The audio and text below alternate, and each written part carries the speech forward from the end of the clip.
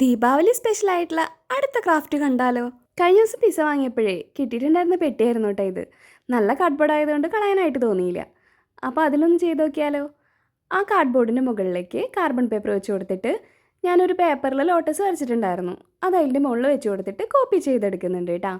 ഒരു പെൻസിൽ വെച്ചിട്ട് ആ ലോട്ടസിൻ്റെ മുകളിൽ കംപ്ലീറ്റ് ആയിട്ട് വരച്ചു കൊടുക്കുന്നുണ്ട്. എന്നിട്ട് നമ്മുടെ കാർബൺ പേപ്പറൊക്കെ എടുത്ത് മാറ്റിയിട്ട് ആ കാർഡ്ബോർഡിലുള്ള ലോട്ടസിൻ്റെ മുകളിൽ നമ്മൾ പെയിൻറ്റ് അടിച്ച് കൊടുക്കുന്നുണ്ട് കേട്ടോ. റെഡ് ഫാബ്രിക് പെയിൻറ്റ് എടുത്തിട്ട് ആ ലോട്ടസിനെ കംപ്ലീറ്റ് ആയിട്ട് അതിൻ്റെ ഔട്ട്ലൈൻ കൂടെ വരച്ചു കൊടുക്കുന്നുണ്ട്. ഞാൻ ആദ്യമായിട്ട് യൂട്യൂബിൽ അപ്ലോഡ് ചെയ്തിട്ടുള്ള വീഡിയോ ലോട്ടസ് പെയിൻറ്റിങ് ആയിരുന്നു. അതൊരു ഫാബ്രിക്കിലായിരുന്നു ചെയ്തിട്ടുണ്ടായിരുന്നത് കേട്ടോ.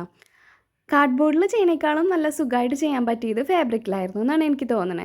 നല്ല സ്മൂത്ത് ആയിട്ടുള്ള സർഫസ് ആയതുകൊണ്ടായിരിക്കും നല്ല ഈസി ആയിട്ട് അന്ന് ചെയ്യാൻ പറ്റിയിട്ടുണ്ടായിരുന്നു.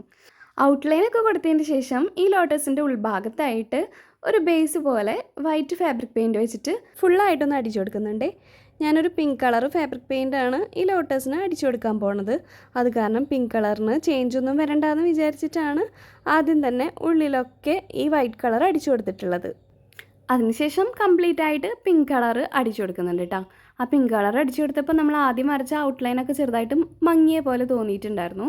അത് കാരണം ഞാൻ വീണ്ടും റെഡ് പെയിൻറ്റ് എടുത്തിട്ട് ഔട്ട്ലൈൻ ഒന്നും കൂടിയും വരച്ചു കൊടുത്തിട്ടുണ്ട് കേട്ടോ. അതിനുശേഷം ആ സെയിം റെഡ് കളർ പെയിൻറ്റ് കൊണ്ട് തന്നെ ഈ ലോട്ടസിൻ്റെ പെറ്റൽസിൽ ഷെയ്ഡ് ചെയ്ത് കൊടുക്കുന്നുണ്ട്. എല്ലാ പെറ്റൽസിലും ഷെയ്ഡ് ചെയ്ത് കൊടുക്കുന്നുണ്ട് കേട്ടോ. പിന്നെ നമ്മുടെ പെയിൻ്റൊക്കെ കംപ്ലീറ്റ് ആയിട്ട് ഉണങ്ങിയതിന് ശേഷം ആ ലോട്ടസിനെ മാത്രമായിട്ടൊന്ന് കട്ട് ചെയ്തെടുക്കുന്നുണ്ട് കേട്ടോ. കാർഡ്ബോർഡ് ആയതുകൊണ്ട് കുറച്ച് ബുദ്ധിമുട്ടുണ്ടായിരുന്നു കട്ട് ചെയ്തെടുക്കാനായിട്ട്. വേണമെങ്കിൽ കാർഡ്ബോർഡ് കട്ടർ വെച്ചിട്ടും കട്ട് ചെയ്തെടുക്കാം. ഞാനൊരു കത്രിക വെച്ചിട്ടാണ് കട്ട് ചെയ്തെടുത്തിട്ടുണ്ടായിരുന്നത്.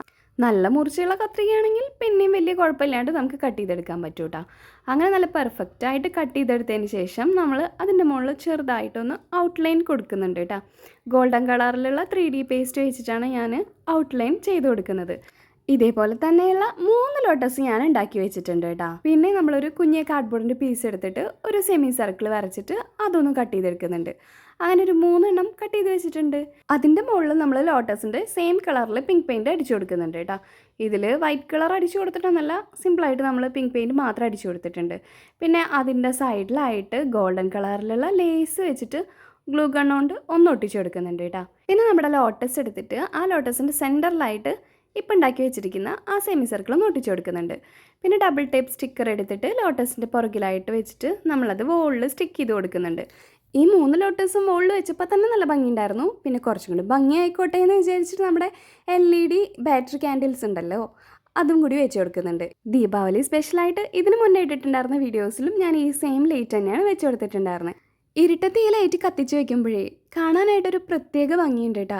ദീപാവലി സ്പെഷ്യലായിട്ടുള്ള ഈ വാൾ ഡെക്കർ നിങ്ങൾക്ക് ഇഷ്ടപ്പെട്ടോ? ഇഷ്ടപ്പെട്ടെങ്കിൽ ലൈക്ക് ചെയ്യാനും സപ്പോർട്ട് ചെയ്യാനും മറക്കില്ലല്ലോ.